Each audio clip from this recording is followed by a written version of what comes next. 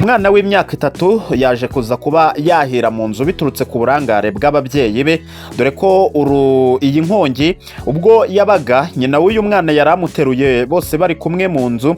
Hanyuma nyina amaze kubona ko inkongi y'umuriro yatangiye kwataka mu nzu bari barimo, nyina asohoka yirukanka, umwana amurekera mu nzu.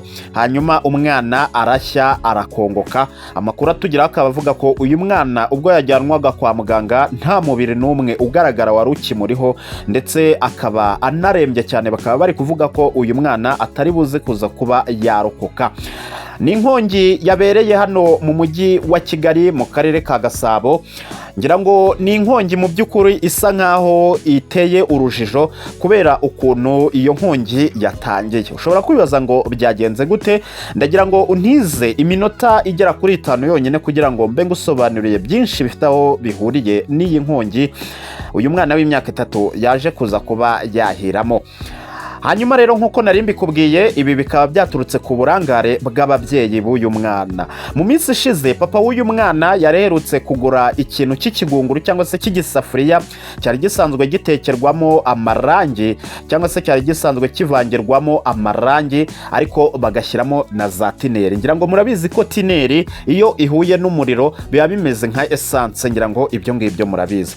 Papa w'uyu mwana rero aherutse kugura ikintu cy'igisafuriya n'ubundi cyari gisanzwe kirimo tineri, arangije agitereka mu nzu. Iki gisafuriya akaba yarakiguze amafaranga 300 y'amafaranga y'u Rwanda, ayahaye babana bo ku muhanda bakunze gutoragura ibintu bijyanye n'inyuma cyangwa se icyo bakunze kwita gusyaga. Hanyuma uyu papa w'uyu mwana aguze iki gisafuriya, arangije aragenda agitereka mu nzu muri salo. Byumvikane neza ko iki gisafuriya n'ubundi yari afite gahunda ko agomba kugikora neza, cyangwa se n'ubundi akaba yari afite gahunda yo gukomereza kugitekeramo amarangi n'ubundi, ariko kikaba cyari kikirimo n'ubundi tineri cyangwa se amarangi bari baravangiyemo. Hanyuma ubwo inzu yabo yagiraga ikibazo cyo gucika idirishya ryo kuri salo, bahamagaye umusuderi. Hanyuma umusuderi biba ngombwa ko acomeka ibikoresho bye by'amashanyarazi, hanyuma arangije atangira gusudira rya dirishya. Icyabayeho mu nzu n'ubundi hari harimo mama w'uyu mwana atetse, ndetse n'uyu mwana w'imyaka 3 bari mu nzu bombi. Hanyuma papa we akaba yarari hanze, ndetse n'uyu musuderi barimo barareba nyine, barimo barakora iryo dirishya. Icyabayeho rero, uyu musuderi ubwo yarari gusudira idirishya, ibishashi by'amashanyarazi cyangwa se ngira ngo murabizi iyo umuntu ari gusudira hari ibishashi by'umuriro biba biturika cyangwa se bitarukira hirya no hino. Ibishashi rero byaje gutarukira muri cya gisafuriya cyari kirimo tineri, hanyuma bitangira gushya. Ariko abari bari hanze ntabwo babimenye, ndetse n'abari bari mu nzu batetse ntabwo bigeze babimenya kubera ko bo bari bari mu kindi cyumba ariho batekeye. Igisafuriya cyo kikaba cyari kiri mu nguni n'ubundi munsi ya rya dirishya bari barimo barasudira.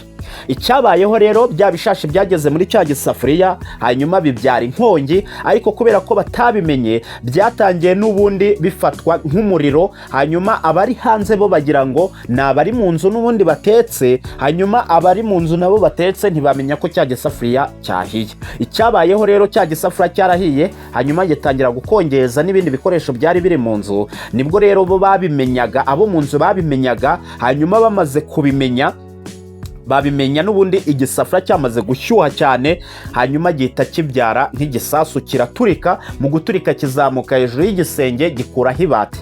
Hanyuma icyakurikiyeho rero, aba bari bari hanze bari gusudira bumvise ikintu giturika, bo barirukanka basiga babandi bari mu nzu. Hanyuma bamwe bari mu nzu, mama we yasohotse n'ubundi abona cya gisafuriya gituritse cyari kiri mu nzu yabo. Hanyuma nawe asohoka yirukanka, umwana amusiga mu nzu. Nibwo rero iyi nkongi yaje gufatwa cyane, hanyuma inzu itangira kugurumana n'ubundi. Mama we yirukanse, umwana yasigaye mu nzu, hanyuma umwana ahiramo. Hanyuma papa we amaze kubona ko iyo nkongi ibaye iwabo cyangwa se ari cya gisafuriya kibiteye, yaragarutse n'ubundi asanga umuriro wamaze kwataka inzu yose.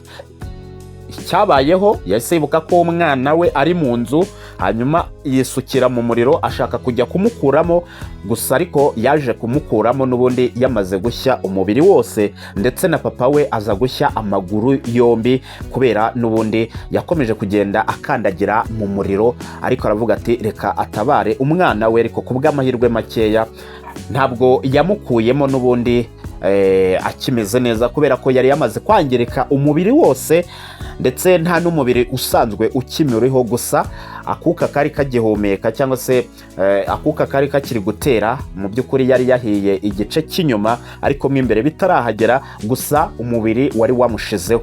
Icyabayeho rero bahise bahamagara n'ubundi inzego z'umutekano ndetse na za kizimyamwoto ziraza zigikora ibishoboka byose kugira ngo zibe zazimya uwo muriro, gusa ariko biba iby'ubusa.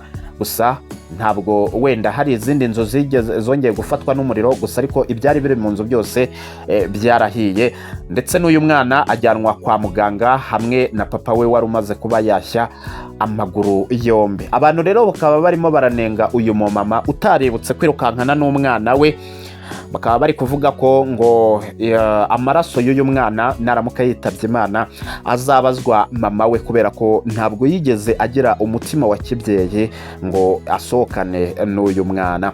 Ngaye nguko rero ndagira ngo ngarukira aha ngaha, ariko kandi nibutsa ababyeyi kuba hafi y'abana babo ndetse bakaba abana barinda.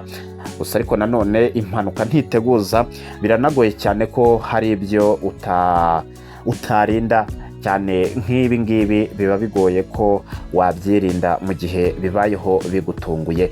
Reka nshyireho akadomo rero, reka twongere duhurire mu zindi nkuru. Wowe icyo usabwa ni ugukanda subscribe kugira ngo ibiganiro bitazajya bigucika.